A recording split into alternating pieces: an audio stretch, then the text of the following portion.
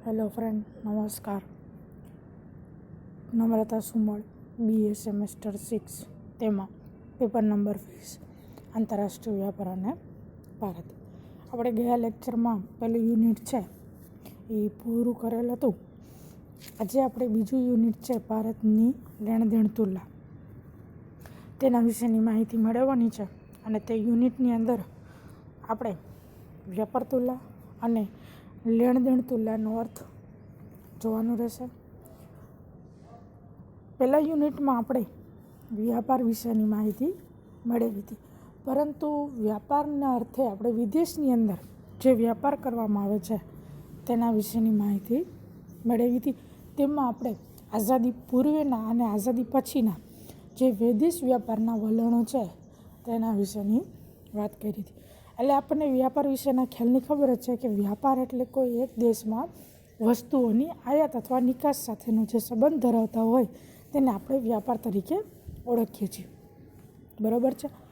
તો બીજા યુનિટમાં પણ આપણે પહેલાં બેઝિક માહિતી જે છે વિદેશ વ્યાપારની, તેમાં પણ એ જ અર્થ આવશે. એટલે કે જ્યારે કોઈ એક દેશ બીજા દેશ સાથે વસ્તુ અથવા સેવાઓનું જે આયાત નિકાસ દ્વારા જે આદાન પ્રદાન કરે છે ત્યારે તેને વિદેશ વ્યાપાર તરીકે આપણે ઓળખીએ છીએ. આ વિદેશ વ્યાપાર પરસ્પર વસ્તુઓ અને સેવાઓની લેતી દેતી કરે છે. એટલે કે વસ્તુઓની એક બાજુથી લે છે અને એક બાજુથી વસ્તુ દે છે. એટલે કે વસ્તુઓની લેતી દેતી કરે છે. પરંતુ આ વસ્તુઓની જે લેતી દેતીમાં ક્યારેય કોઈ એક દેશ આયાતો તેની નિકાસો કરતાં વધી જાય છે, તો ક્યારેક નિકાસો કરતાં તેની આયાતો વધી જાય છે. એટલે લેતી દેતીના સમય એટલે કે વસ્તુનું આદાન પ્રદાન કરતી વખતે તેમાં નિકાસકારોનું પ્રમાણ છે એ કોઈ એક દેશ છે એ સૌથી વધારે વસ્તુઓનું આયાત નથી કરતી, અથવા તો કોઈ એક વસ્તુઓની વધુ પડતું નિકાસ નથી કરતી. બંને વસ્તુ કાં આયાત કરશે ને કાં નિકાસ કરશે, અથવા તો આયાતનું પ્રમાણ ઘટી જશે અને નિકાસનું પ્રમાણ વધી જશે. અને ક્યારેક આયાતનું પ્રમાણ વધી જાય અને નિકાસનું પ્રમાણ ઘટી જાય. એટલે કે વિદેશ વ્યાપારની અંદર જે વસ્તુઓનું આદાન પ્રદાન કરવામાં આવે છે, જે વ્યાપાર કરવામાં આવે છે, તે એક સરખું ક્યારેય હોતું નથી. આયાતની નિકાસનું વધઘટ થતું હોય અને તેની કેટલીક રકમ છે એકબીજા દેશ સાથે દેવાની પણ નીકળતી હોય. એવું નથી હોતું કે આપણે જે વસ્તુની કિંમતનું મૂલ્ય ચૂકવી છે એ નિકાસ કરતી વસ્તુ જે દેશ છે તેના કરતાં જે આયાત કરનાર દેશ છે તેની રકમ છે એ વધુ હોય અથવા તો ઓછી હોય.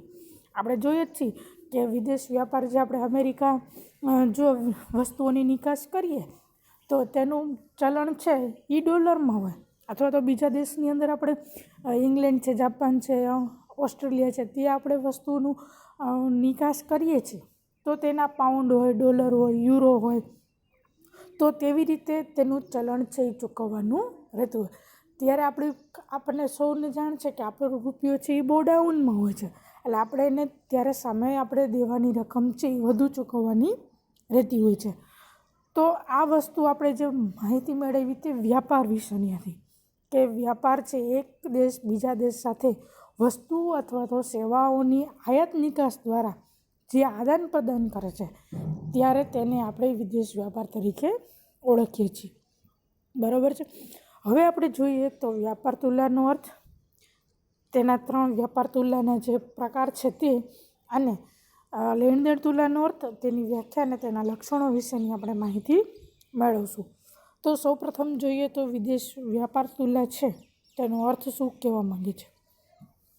તો વિદેશ વ્યાપારની લેતી દેતી સમજાવવા માટે સૌપ્રથમ વ્યવસ્થિત સિદ્ધાંત આપનાર પ્રોફેસર ડેવિડ રિકાર્ડો છે. એટલે કે વિદેશ વ્યાપારમાં જે વ્યવસ્થિત કોઈ પણ અર્થશાસ્ત્રી જો સિદ્ધાંત આપતું હોય તો એવી રીતે સૌપ્રથમ વ્યવસ્થિત સિદ્ધાંત આપનાર જે અર્થશાસ્ત્રી છે તે ડેવિડ રિકાર્ડો છે, જેને આંતરરાષ્ટ્રીય વ્યાપારમાં તુલનાત્મક ખર્ચનો સિદ્ધાંત છે એ આપેલો છે. આપણે 14મા પેપરમાં તેના વિશેની માહિતી મેળવી ગયા છે. ડેવિડ રિકાર્ડોનો તુલનાત્મક ખર્ચનો સિદ્ધાંત છે એ આપણે ભણી ચૂક્યા છે. આ સિદ્ધાંતમાં એવી પૂર્ણ ધારણા કરવામાં આવી હતી કે બે દેશો વચ્ચે માત્ર મૂર્ત એટલે કે દ્રશ્ય વસ્તુઓનો જ વેપાર કરવામાં આવે છે. પણ આમ આ સિદ્ધાંત અનુસાર દ્રશ્ય વસ્તુઓ જેવી કે અનાજ છે, કપડાં છે, પછી ખાંડ છે, યંત્રો છે, દવા છે, રસાયણ છે વગેરેની આયાત નિકાસને પરિણામે ચૂકવણીનો પ્રશ્ન થયો છે. તે માટે વ્યવસ્થિત હિસાબ તૈયાર કરવો પડે. આ પ્રકારની વ્યવસ્થામાંથી વ્યાપાર તુલા એટલે કે આપણે ઇંગ્લિશમાં બેલેન્સ ઓફ ટ્રેડ તરીકે ઓળખીએ છીએ. તો તેનો ખ્યાલ છે તેને જન્મ આપેલો. હવે આપણે જોઈએ કે વ્યાપાર તુલા એટલે શું. વ્યાપાર તુલાની વ્યાખ્યા કહો તો વ્યાખ્યા ને તેનો અર્થ કહો તો અર્થ.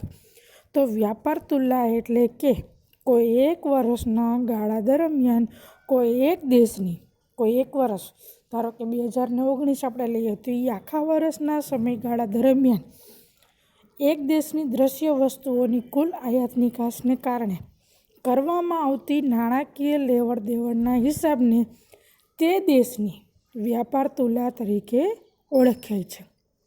એટલે એને શું કીધું કે કોઈ એક વર્ષના સમયગાળા દરમિયાન કોઈ એક દેશની દ્રશ્ય વસ્તુઓની કુલ આયાત નિકાસને કારણે કરવામાં આવતી નાણાકીય લેવડ દેવડના હિસાબને તે દેશની વ્યાપાર તુલા કહેવામાં આવે છે. એટલે આપણે જોઈ શકીએ કે કોઈ એક વર્ષનો સમયગાળો લઈ લે. 2019નો મેં તમને કીધું કે 2019ના આખા વર્ષની અંદર ભારત દેશની દ્રશ્ય વસ્તુઓની કુલ આયાત અને નિકાસ કરવાથી નાણાકીય લેવડ એટલે કે આપણે જે પૈસા ચૂકવીએ છીએ તે દેશના હિસાબને આપણે વ્યાપાર તુલા તરીકે ઓળખીએ છીએ. સામાન્ય રીતે દ્રશ્ય આયાત નિકાસનું નાણાકીય મૂલ્ય હંમેશા એક સરખું હોતું નથી, પરંતુ તેમાં વધઘટ જોવા મળે છે. આથી વ્યાપાર તુલનાના 3 પ્રકારો પાડવામાં આવેલા છે. એટલે કે આપણે પહેલાં એનો અર્થ જોયો તો એને શું કીધું કે વિદેશ વ્યાપારની જે સમજાવટ સૌપ્રથમ વ્યક્તિએ જે આપેલી છે તેમાં ડેવિડ રિકાર્ડો છે.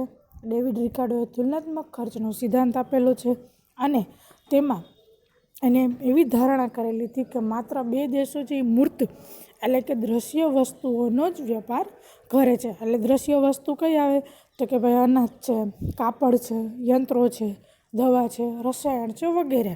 એ બધી કઈ વસ્તુ જે દ્રશ્ય એટલે કે આપણે એને જોઈ શકીએ છીએ તે વસ્તુઓ છે તે એને આયાત નિકાસને જે પરિણામે જે ચૂકવણીનો પ્રશ્ન ઊભો થાય છે તેમાં તેને વ્યવસ્થિત હિસાબ કરવા માટે તેને વ્યાપાર તુલા એટલે કે બેલેન્સ ઓફ ટ્રેડની શરૂઆત કરેલી. અને પછી તેને એક અર્થ આપેલો કે કોઈ એક વર્ષના સમયગાળા દરમિયાન કોઈ એક દેશની દ્રશ્ય વસ્તુઓની કુલ આયાત નિકાસને કારણે કરવામાં આવતી નાણાકીય લેવડ દેવડના હિસાબને તે દેશની વ્યાપાર તુલા તરીકે ઓળખવામાં આવે છે. મેં ફરીથી રિપીટ કરેલી વ્યાખ્યા છે કે કોઈ એક વર્ષના સમયગાળા દરમિયાન કોઈ એક દેશની દ્રશ્ય વસ્તુઓની કુલ આયાત નિકાસને કારણે કરવામાં આવતી નાણાકીય લેવડ દેવડના હિસાબને તે દેશની વ્યાપાર તુલા તરીકે ઓળખવામાં આવે છે. એવું નથી કે તેનું નાણાકીય મૂલ્ય છે એક સરખું હોય, પરંતુ એક સરખું જોવા નથી મળતું. ક્યારેક કિંમત વધી જાય, ક્યારેક કિંમત ઘટી જાય, તો એના કારણે નાણાકીય મૂલ્ય છે એક સરખું હોતું નથી. હંમેશા તેની અંદર વધઘટ જ જોવા મળતી હોય છે. તેના કારણે વ્યાપાર તુલામાં 3 પ્રકારો છે એ પાડવામાં આવેલા છે. પહેલો પ્રકાર છે સમતોલ વ્યાપાર તુલા, બીજું છે પ્રતિકૂળ વ્યાપાર તુલા અને ત્રીજું છે સાનુકૂળ વ્યાપાર તુલા. તો સમતોલ વ્યાપાર તુલા એટલે શું કે જ્યારે કોઈ એક દેશની દ્રશ્ય વસ્તુઓની નિકાસનું નાણાકીય મૂલ્ય અને દ્રશ્ય વસ્તુઓની આયાતનું નાણાકીય મૂલ્ય એક સરખું થાય ત્યારે તેને સમતોલ વ્યાપાર તુલા તરીકે ઓળખે છે. એટલે એને શું કીધું, નિકાસ અને આયાત બંનેના મૂલ્ય છે એ એક સરખા થાય તો એને સમતોલ વ્યાપાર તુલા તરીકે ઓળખીએ છીએ. એટલે નિકાસનું પરિણામ પણ એક સરખું આવે અને સામે આપણે જ્યારે વસ્તુની આયાત કરીએ છીએ ત્યારે પણ નાણાકીય મૂલ્ય છે જો સરખું આવે તો તેને સમતોલ વ્યાપાર તુલા તરીકે ઓળખીએ છીએ. બીજી વસ્તુ પ્રતિકૂળ વ્યાપાર તુલા કે જ્યારે કોઈ એક દેશની દ્રશ્ય વસ્તુઓની નિકાસોના નાણાકીય મૂલ્ય કરતાં દ્રશ્ય વસ્તુઓની આયાતોનું નાણાકીય મૂલ્ય વધી જતું હોય તો તેને પ્રતિકૂળ વ્યાપાર તુલા તરીકે ઓળખીએ છીએ. એટલે કે આપણે જે વસ્તુની નિકાસ કરીએ છીએ તેના કરતાં આયાત કરીએ ત્યારે તેનું નાણાકીય મૂલ્ય જો વધી જતું હોય તો તેને આપણે પ્રતિકૂળ વ્યાપાર તુલના તરીકે ઓળખીએ છીએ. ત્રીજી બાબત છે સાનુકૂળ વ્યાપાર તુલના. જ્યારે કોઈ એક દેશની દ્રશ્ય વસ્તુઓની નિકાસોનું નાણાકીય મૂલ્ય દ્રશ્ય વસ્તુઓની આયાત મૂલ્ય કરતાં વધી જતું હોય તો તેને સાનુકૂળ વ્યાપાર તુલના તરીકે ઓળખીએ છીએ. એટલે આની અંદર એને શું કીધું કે આયાતોનું મૂલ્ય કરતાં વધી જતું હોય તો તેને સાનુકૂળ વ્યાપાર તુલના કહીએ છીએ. એટલે કે જ્યારે કોઈ એક દેશની દ્રશ્ય વસ્તુઓની નિકાસોનું નાણાકીય મૂલ્ય દ્રશ્ય વસ્તુઓની આયાતોના મૂલ્ય કરતાં જો વધી જતું હોય તો તેને આપણે સાનુકૂળ વ્યાપાર તુલના તરીકે ઓળખીએ છીએ. આમ જ્યારે વિદેશ વ્યાપારની આયાત નિકાસોનો હિસાબ દ્રશ્ય વસ્તુઓના સંદર્ભમાં કરવામાં આવે છે ત્યારે તેને વ્યાપાર તુલના તરીકે આપણે ઓળખીએ છીએ. એટલે તમારે યાદ રાખવાનું એટલું રહે કે વ્યાપાર તુલનાની અંદર માત્ર દ્રશ્ય અને મૂર્ત વસ્તુઓનો જ વ્યાપાર છે એ કરવામાં આવે છે.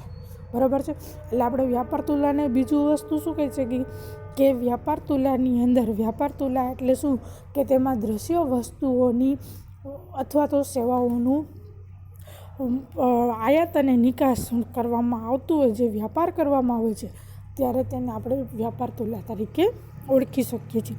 એટલે કે વ્યાપાર તુલનાની અંદર માત્ર દ્રશ્ય વસ્તુઓના જ આયાત નિકાસના હિસાબો રાખવામાં આવે છે અને તેની અંદર મૂર્ત અને દ્રશ્ય વસ્તુઓનો જ આયાત નિકાસ થાય છે. જે વ્યાપાર કરવામાં આવે તો તેને આપણે વ્યાપાર તુલના તરીકે ઓળખીએ છીએ. અને આના પરથી આપણે લેણદેણ તુલનાનો અર્થ છે એ જોઈ શકીએ. એટલે વ્યાપાર તુલનાની અંદર માત્ર ખાલી દ્રશ્ય વસ્તુઓનો જ ઉપયોગ થાય છે, જ્યારે લેણદેણ તુલનામાં દ્રશ્ય અને અદ્રશ્ય બંને વસ્તુઓનું વ્યાપાર કરવામાં આવે છે. એ આપણે નેક્સ્ટ લેક્ચરમાં લેણદેણ તુલનાના અર્થ વિશેની સમજૂતી મેળવશું. Thank you.